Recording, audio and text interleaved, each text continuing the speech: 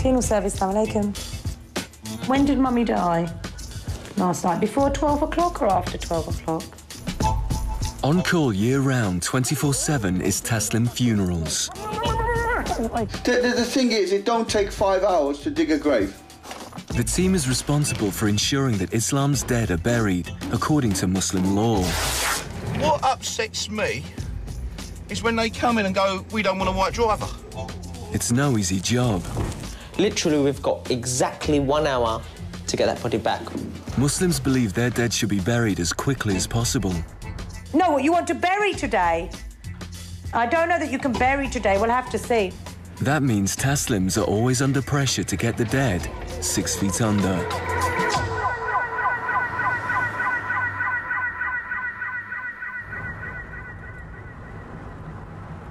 In Islam, it's customary to lay someone to rest as early as you possibly can, because then they believe that the spirits at rest and those who are pious will start enjoying the kind of heavenly peace that the Almighty has promised them by being pious and being believers. Burying Islam's dead isn't easy for one reason.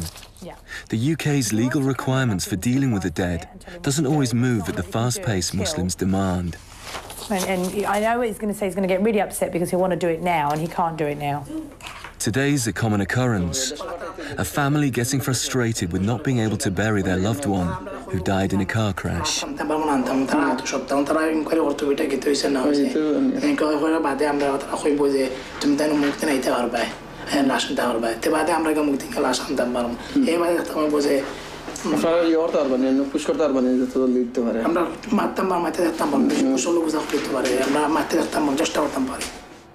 The pressure to deliver is particularly felt by Taslim's managing director, Gulum. Everybody wants that, and we're used to that. Muslims are. Other religions aren't. Here, it's I want it now, and I'm before anyone else, OK? Could be today. We've got 5. Gulum's daughter and business partner, Muna, has a different way of handling her clients' demands. Assalamu alaikum, assalam.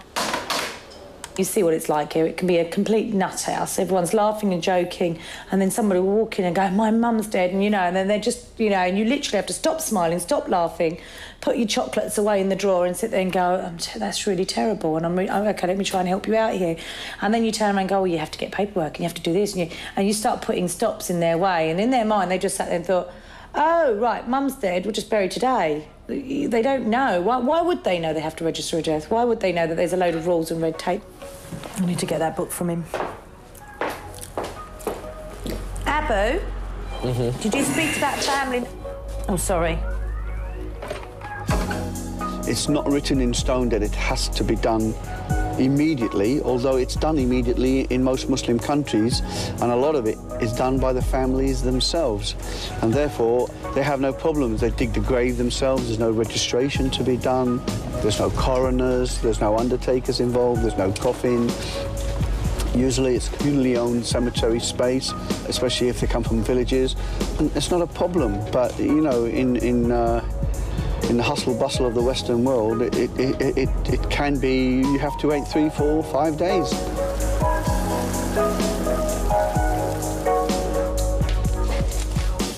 You all right?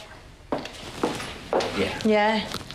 Because you spoke to my sister, didn't you? Yeah, I spoke to you, as I said, Dad, you know, Turkish Cypriot Muslim. Yeah. But, you know, my mother was English, so I don't really know a lot about the faith. Don't worry, we'll look after you. OK. And basically, they're going to give him a ritual washing, which is one that we do before we pray and everything else. It's just a ritual washing. After which, we don't clothe him. Right. We wrap him in white cloth. That's what I was... Because that was going to be one of your questions. And then he stays with us here. And for those that are not of the faith, if they want to come to the service here, they are more than welcome. It is really confusing if you don't know what's going on. It's mad. Shoes come flying off. People are running all over the place. And literally, they'll be like... And it's got no one. Yeah. Just remind anyone who's bringing girlfriends and wives, trousers are best, and just long sleeves. And they, you know, if they're going in the mosque, cover their head. If they're not, they don't have to worry. OK. OK? Thanks for your help. No problem. That's what we're here for. Bye. Jim, Taslim's is a busy place, dealing with over 1,000 bodies a year from all over the country. The team is mostly made up of family members. And Jim. Do you feel like a fish out of water? No. No. If someone had said to me many years ago, Jim, you're going to be a Muslim undertaker, I'd have laughed at them. Never. But here I am, 9 years. Touch wood, I don't have many complaints. I've had very few. What complaints have you had? Oh, no, I haven't really had no complaints as complaints. You do get, we would like a Muslim driver. Or, you know, Ghulam will go, well, what's wrong with the driver? He's just driving the car. You get that very rare. How does that make you feel? Oh, how can it make you feel, you know? Ain't me being ignorant, is it? Bye. How can I help, brother? Yes. Yeah, it's about my twin brother, Alassane Dean. I spoke to a guy called Abu. Okay. And it's about... Abu, do you want to just take a seat? Okay, thanks. This gentleman's here about his twin brother, Alassane Dean. He spoke to you. Yes, brother. Yeah. How can I help? Yeah. You've got the details, sir. Alassane's details, his name, date of birth. Basically I need you to... You're going to register the death, I think, at the registrar's office. Once you've registered, they're going to give you a green bearer certificate. Okay. If you could fax that to us, inshallah, or bring the original to us. Okay. So I'll pay you money now, yeah? Okay. Okay. Inshallah. It's Jim's responsibility to collect Mr. Dean's brother. This is where the journey of Islamic burial starts. Working at the pace Taslims are forced to, things don't always go smoothly. All right, I've come for somebody. Bought in last night.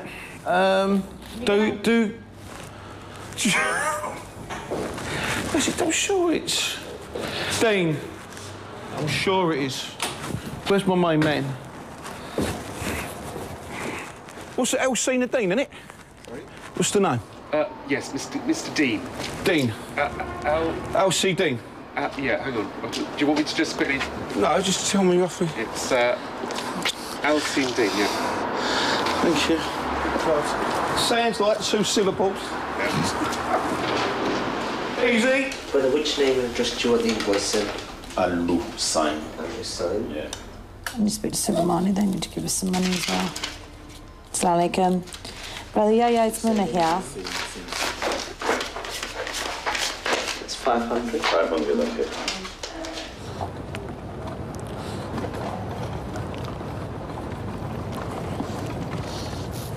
As with all of Islam's dead, Mr. Dean's brother will receive a ritual washing.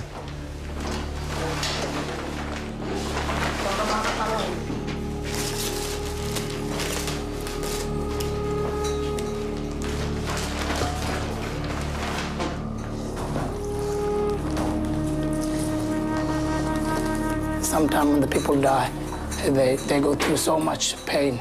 Sometimes they go through so much pain, the stuff comes out from the private parts.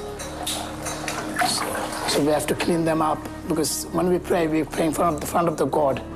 The God is in front of us. So we cannot pray unless it's clean.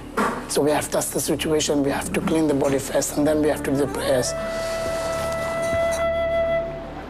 It's my twin brother. Yes, my twin, we're twins, yeah. He was suffering from meningitis. I came to this country in 1989, and he followed me a couple of years later. And we've been living together since I got divorced, so I'm gonna miss him. I'm really, really, really gonna miss him.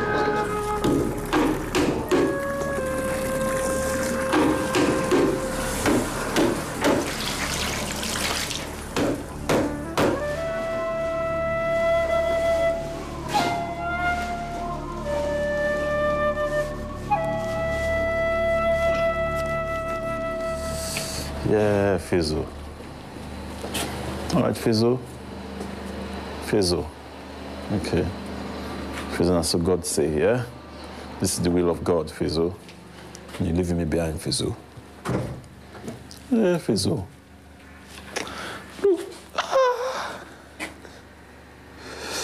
Fizo.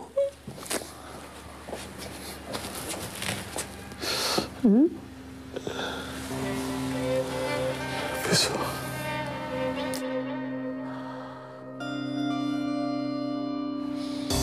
still with you, Fizo. No, you're still with me. Though not physically, spiritually you are. God bless. He just looks the same, really, doesn't he? Peaceful, though. Fizo passed away, man. Ah. All right. Okay, Lou. Let's go, man.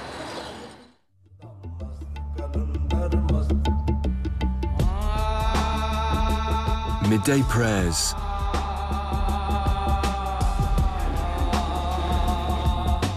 A short prayer is said for all the dead to be buried today.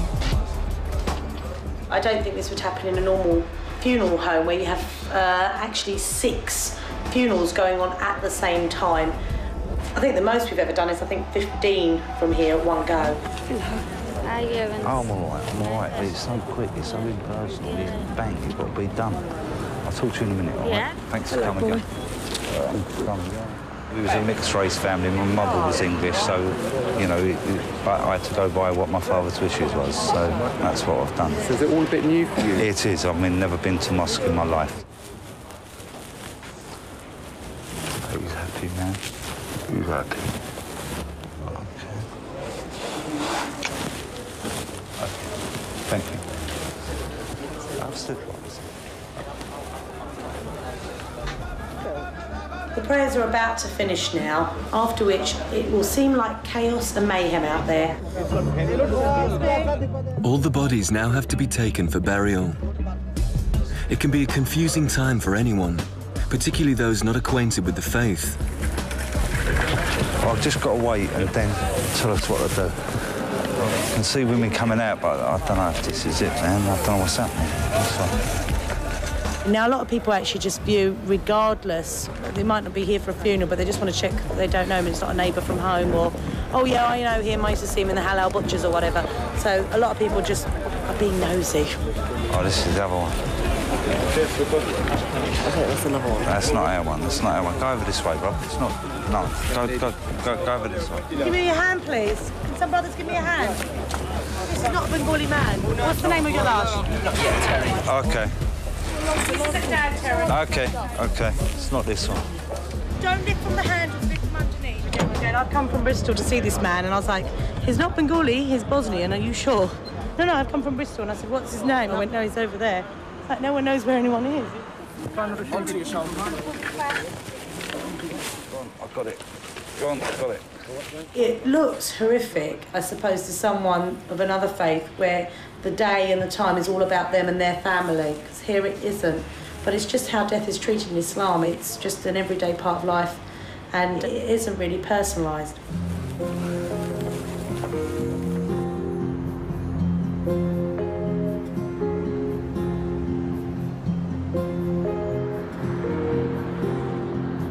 Brothers, welcome all of you here.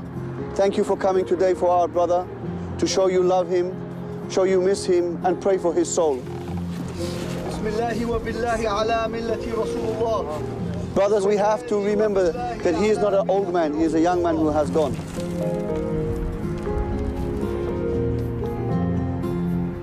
And our time may be tonight, tomorrow, next week, next year. Be ready to meet your Creator, because we do not believe in death. We only believe in death of the body. We don't believe in the death of the soul. It's the beginning, brothers. And this man now is going to go on. He's gone on another journey. Just like he came from Africa to Great Britain, he's now going on another journey.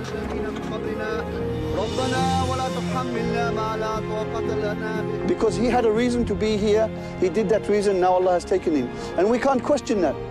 Blind obedience to Allah, because Allah is our creator, Allah is our maker, and Allah is our taker. So please remember your Islam, the way of life, the way of death, because this is everlasting life, and that's our deep, deep belief.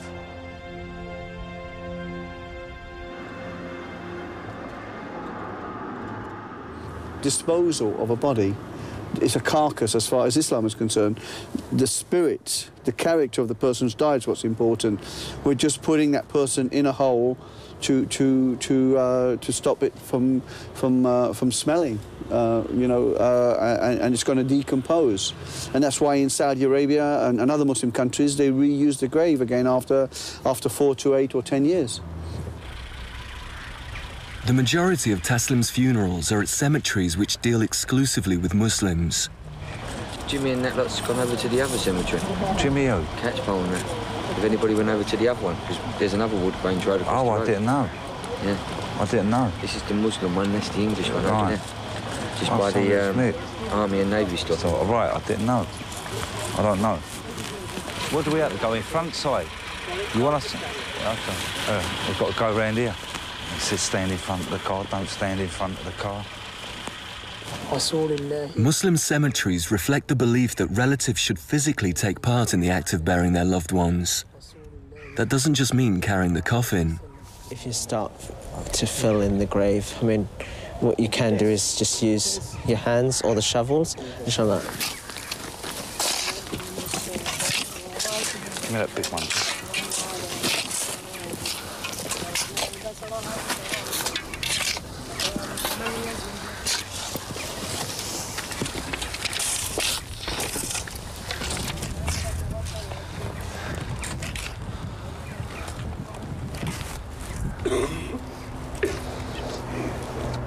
The Imam now will do the prayers in Arabic. Those that you don't know the prayers, you can do your own sort of a silence appreciation of his life. Muslims believe that an angel will escort the deceased soul to a resting place to wait for Judgment Day. That's when you get a face-to-face with God and find out if you're going to heaven. Thank you. No problem. Okay, thank you. No problem. Thank you. If you've been a good Muslim, the returns in heaven are limitless. I will have 70 women in my life, and I'll be like a king. What about your wife? My wife, I'm not sure about it because I didn't go through that subject yet. What I know is some scholars say that your wife going to be the leader of the 70 women. Have you discussed this with your wife that's just come over from Bangladesh? The all Muslim knows that that we will get, when we die, we'll get the heaven. There will be 70. The lowest person will get 70, and the highest person, and God knows what he's going to get. A lot of Muslims who die in Britain don't want to be buried here.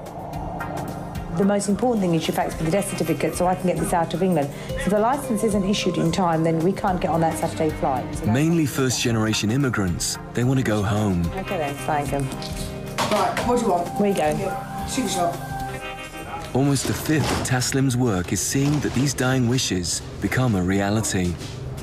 Hello, I need some help. I've got this poor family who went to funeral directors and asked them to repatriate their loved one. And they've just mucked them about horrendously. And early hours of this morning, 3 o'clock, they delivered the deceased to me and asked me to do it. They really want to get on a flight tonight. Just turn it. Muna's sister, Habiba, is dealing with this emergency in Taslim's morgue. The lady is a good foot smaller than the coffin. And then you can see the big gaps down the side.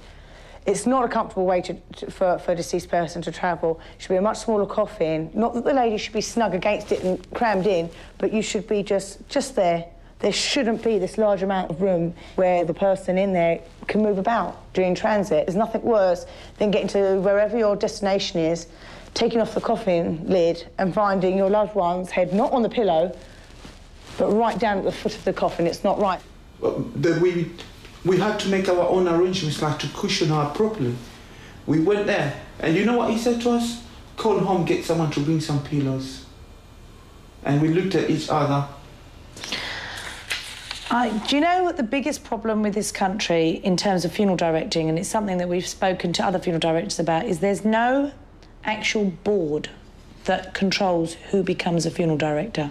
That's why you hear horror stories of people collecting in halal meat vans from hospitals and things like that. Funeral service, assalamu alaikum. Hold up just 1 second. How tall is she exactly? Exactly what's the height? This family have had a nightmare. They think she's 5'2", so if you've got a 5'4", you could sink for me now. As quick as you possibly can. Yeah, 5'4", yeah? Lovely. All right, thank you. Bye. I know it's pushing us on time. Just change the coffin because I don't want you to have any more problems. So what I need you to do is this, Bieber. They are zinking up for me a 5'4" now. It'll be ready in 45 minutes. With Def? Def and Jay. This is like tonight, 8 o'clock tonight. So we need to get the body there by 3 o'clock.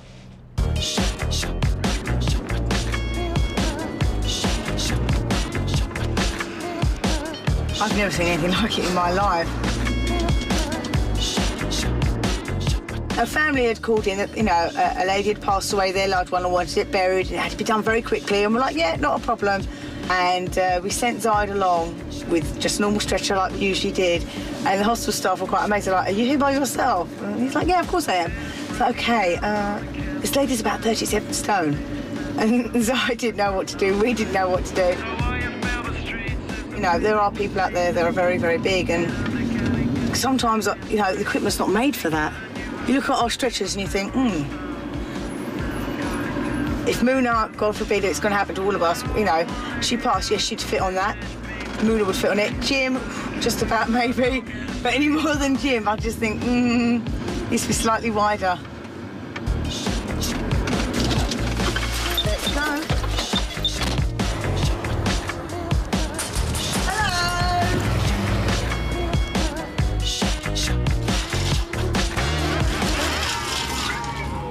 Thank you very much.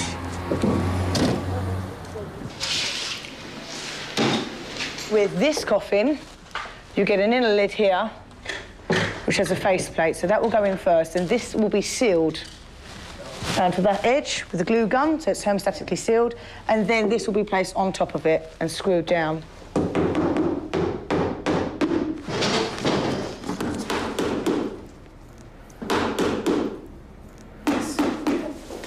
One, two, three. That's okay. Lift it back again. As you can see, the lady fits much better in this coffin. It'll be lighter and she'll have a more comfortable journey. I think the family should definitely look to make a complaint. I've told them to collect the coffin and take the coffin back to this supposed gentleman who runs the funeral service out of his electrical shop. It really isn't the right way to do things. We're very anxious as Muslims when we deal with our loved ones they're dealt with very delicately and they're not hurt in any way, even when we're washing. That's why we don't shave. We don't brush their hair because we wouldn't want to pull a hair out of their head.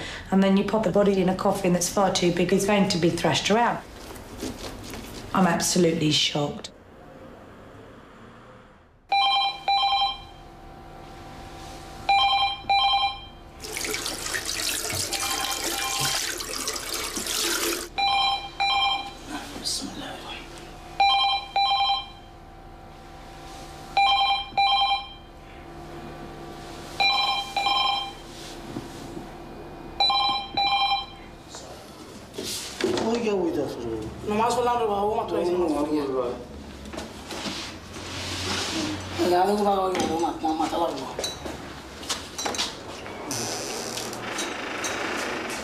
Mums, sons, aunts, dads, uncles, cousins.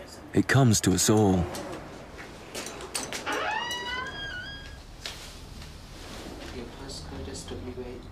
Today, it's a wife's and daughter's turn. They're burying their husband and father.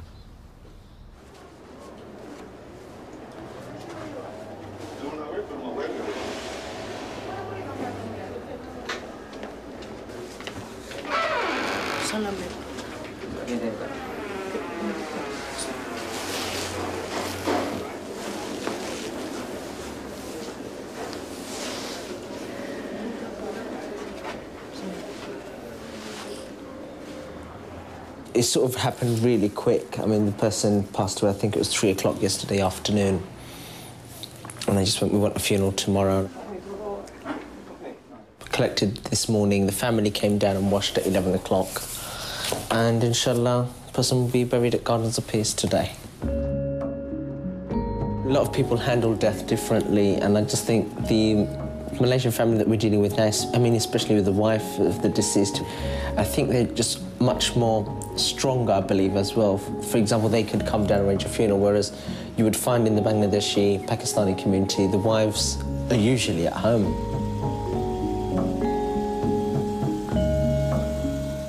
Gardens of Peace is a strict Muslim cemetery, and they don't allow the women to go to the grave site. They allow them to stay in the car park area.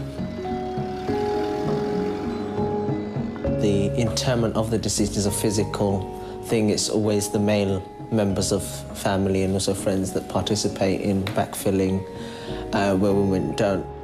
Tak, nanti dia pusing. Kereta tu mana boleh lalu ke situ? Kereta tu pusing. Itulah tempat dia gali tu. Dekat juga kisah. Sini lah depan. Depan. Takut ada orang tak rasa. Kita kejap lagi kita pergi sini, kita tak boleh kira perempuan. Untuk dia kan, untuk kereta tu dia pusing. Senang nak bawa keluar. Habis dia tanam dengan keranda-keranda tu ya? Gitu.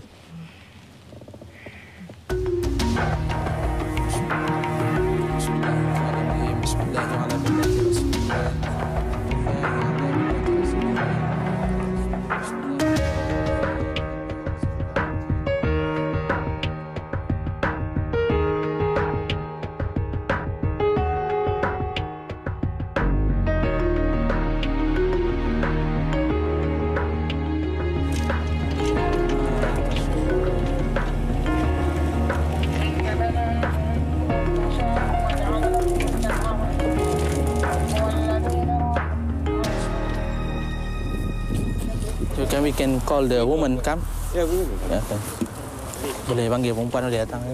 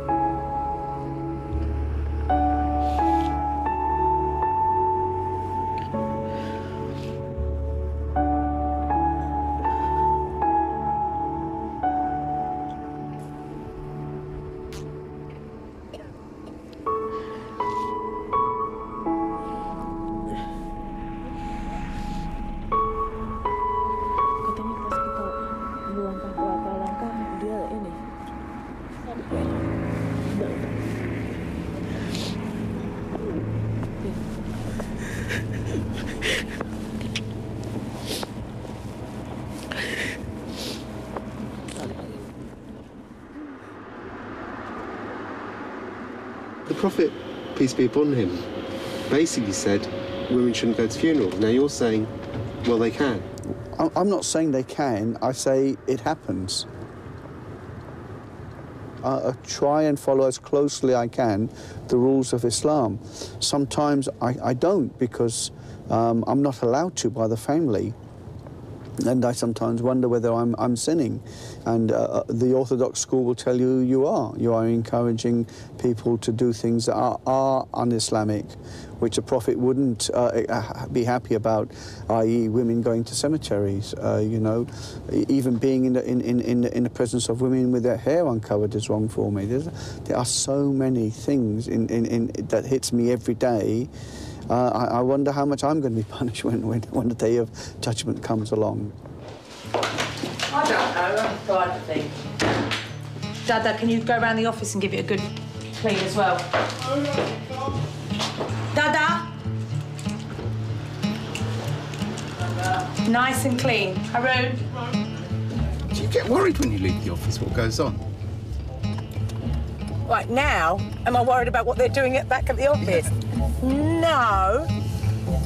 Haroon's not eating his mum's dinner anymore. Your poor mother spends hours cooking. Oh, Jim's a drama queen. Who's that shoe going round? Who's that shoe going round? He's, I'm on a bit of... And you don't want it? You don't want it? You don't want it? Dada. I'm not sure if he hears what I say or understands what I say. You leave it, mate. I'm telling you, take your trousers off. Zaid got a very good manner, especially with our Pakistani clients. Just get Habiba. She's got a very wild and free spirit. Haroon's really like grown because he was just such a meek and quiet young boy, really.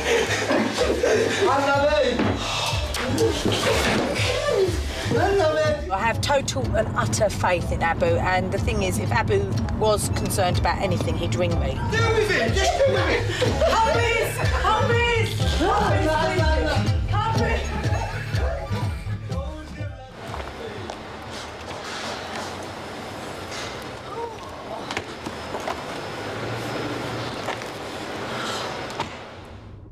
It's a tough job bearing Islam's dead, and it doesn't come much tougher than the babies. The majority stillborn or just a few days old. But there's a kind of silver in this grimmest of linings. For Muslims, a dead baby should count itself lucky. It gets to go to heaven. For me, collecting babies is one of the most difficult parts of this.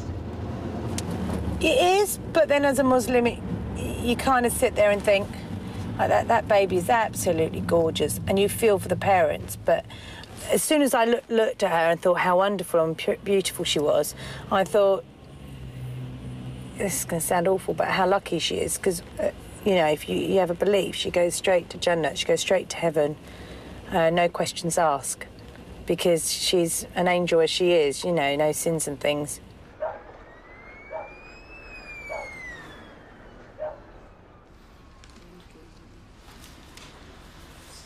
No problem, sister.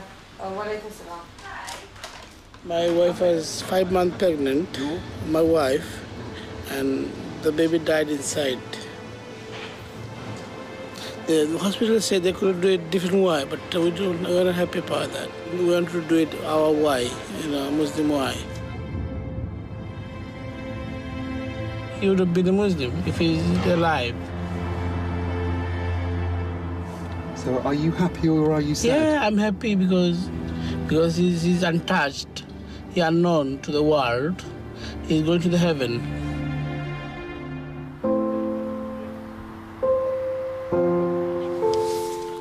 Take it there. Take it over there. Yeah, wait here a second. Yeah. Go and see the brothers in the office, sort out all the paperwork, and then they'll come with you, okay? And we'll wait here, yeah? Yeah, wait here. Wait a minute. Okay.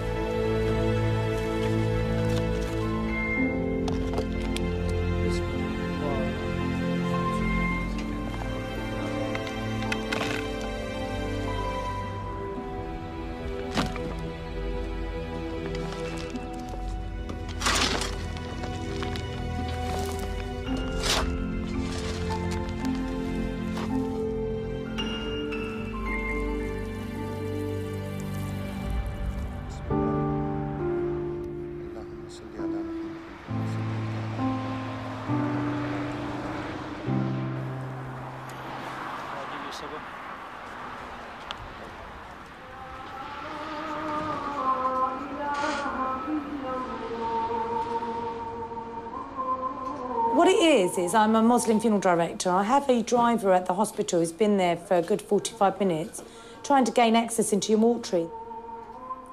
Yeah, if someone could just access the mortuary so we can get them out, because the family are on my back as well. Not me that deals with it, but I'll try and sort something out. A lot of people are worried. I'm trying to think how to word this. That if they don't cooperate, it could be deemed that they're not being politically correct and it's someone's religion and culture and things like that. Playing that card annoys me because sometimes family use that, or lots of times family use it, I would say not in the correct way, and it gives us a bad name. Do you hate political correctness? Drives me round a twist.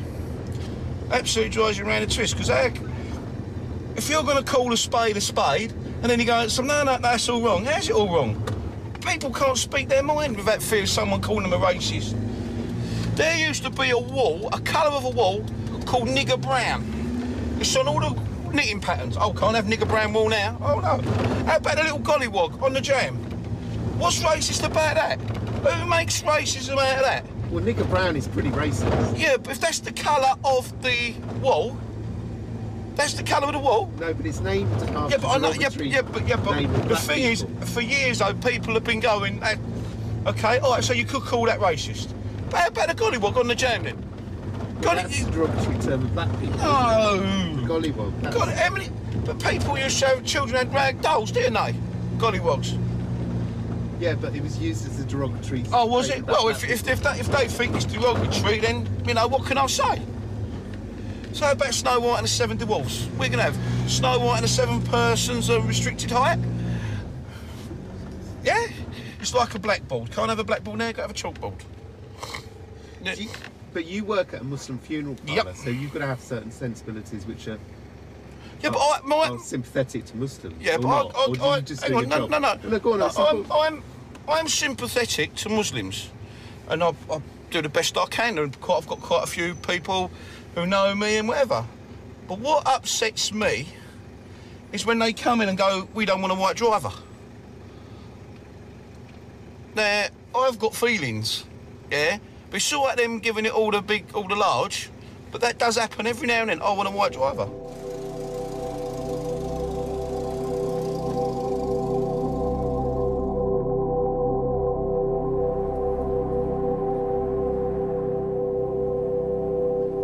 Islam dictates that death is God's will. It should be accepted. To question it is to show Allah a great deal of disrespect, even in the case of the innocent.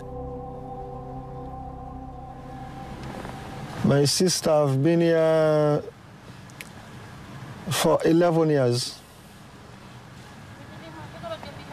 For 11 years. She is dead. Anybody who gets information from give to the police, whatever leads to the high side of the information is, please call the incident room. Now the mother has gone, and we are thinking about Idris. Idris is just 10 years old. Yeah. Now whenever he thinks about his mom, he have to sit down and cry. You don't understand what is the cause. Only God knows. Anybody will get information from give to the police, whatever leads to the high side of the information is, please call the incident room and give them the information. Idris's mum, Zainab, was celebrating the birth of a friend's baby at a local community hall when armed robbers raided the venue. Zainab was shot. The family have been waiting to bury her for a number of months. I'm not going to let for make me bury me picking. Now, me for die, in bury me. But this hour for can't bury me picking, it's stronger. I know feel we Muslim as you bear, you die like yesterday, tomorrow, today, now for bear. But they hold me picking in body, nearly 3 months now. I'm not happy about that. I'm not happy at all about that. They've done a post-mortem, and the human remains have been frozen. Very often the case is when it's a murder case especially, they have to allow the defence an opportunity to call for their own private post-mortem. OK, ma'am. Thank you. Bye-bye. You want to do a viewing on Sunday? Sunday, yeah. OK. View. OK, 11 o'clock viewing, yeah. Yeah, 11 o'clock will be OK. So we're collecting her today a couple of days earlier than I would have done because it sounds awful, but we have to allow the human remains to defrost. As frozen as she is, we can't give her bath, can't move her arms around and her legs around to like actually make sure we give her a nice good bath. I mean, you've obviously got Muna's and my numbers. If you need anything, just give us a ring, inshallah. Give me the card, I will. please. So this year I can get you? Yeah. I can get Muna? Yes, you can. Okay. Funeral says. It's Friday. Zainab's funeral is just 2 days away. Can you go and check on my lady, please? Yeah, 1 second. Let me just see what the water looks like. OK, if there's no one in there, I just need you to check on Zainab for me now. She's still quite frozen. So, unfortunately, it's a matter of thawing her out. She's still pretty defrosted. Right, OK. She's defrosting? No, she's defrosting, but she's still not completely thawed out. Because I'm saying I don't think we should do the washing until the Sunday morning. I would say so, yeah. Can you lift a limb? No. Then no. I'm going to have to wait till the Sunday morning. Right, I'm going to leave you with things to do now. It's all about intention, what your intention is. There are a lot of times in certain situations where we can't bathe a body because the body's in a bad way. Bomb blast victims, people that have died in horrific circumstances where you can't bathe them. And then it's actually about a ritual. It's the idea that your intention was to give them a bath and you can do a ritual. But the sin is never the person who's died, it's ours. So if we've done something wrong, I'm the one that's going to get punished. So I'm hoping she defrosts, please. Especially as they're going to view her. Right, Biba, can I leave you to do this wages then, doll? Yeah. Tell Abba to ring me if he has a problem. It's the day of Zainab's funeral. Her husband, Mr. Kagbo, is expecting hundreds of guests, some making the trip from their homeland of Sierra Leone.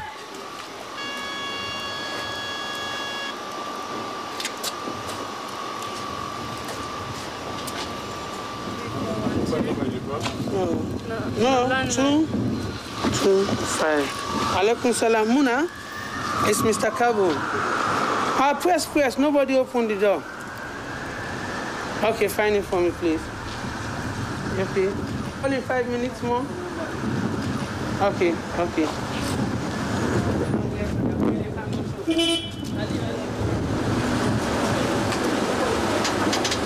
Hello? Yeah. How are you? I'm James. Okay. Yeah. My relative, they want to start to video. Okay, if you give me 2 seconds. Okay. Okay, so I've got something to do. Okay. And then I'll sort of prepare everything for you. Okay. Just give me a couple seconds. Okay. Yeah, Okay. Side not in yet. You haven't seen him, no. Right, okay, can you give me 2 minutes? So I've got to unload.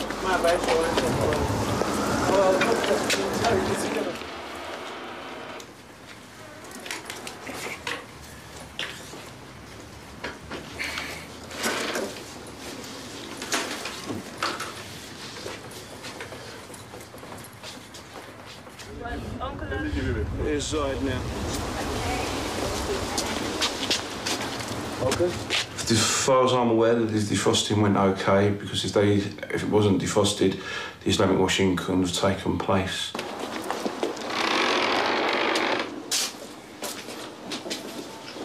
Yeah, you open it.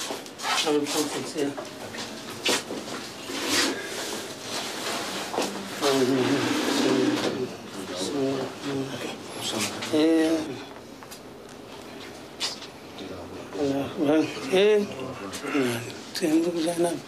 Come on, sister.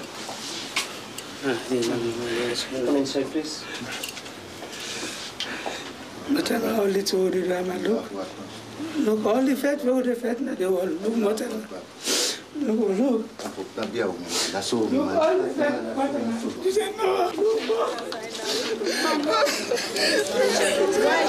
Why you? Listen good. You go for help, we for accept what did not happen, okay? Because we got for join you one day. Count yourself privileged.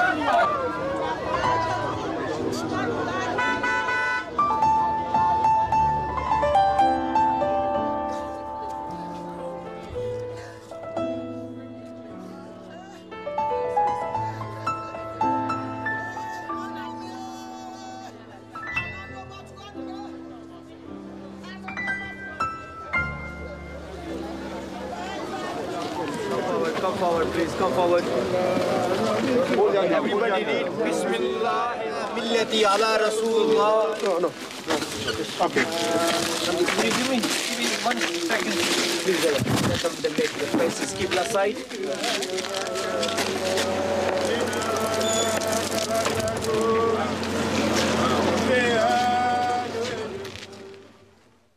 A lot of people are frightened of death. What's the point of being frightened? You're going to die. You're going to go.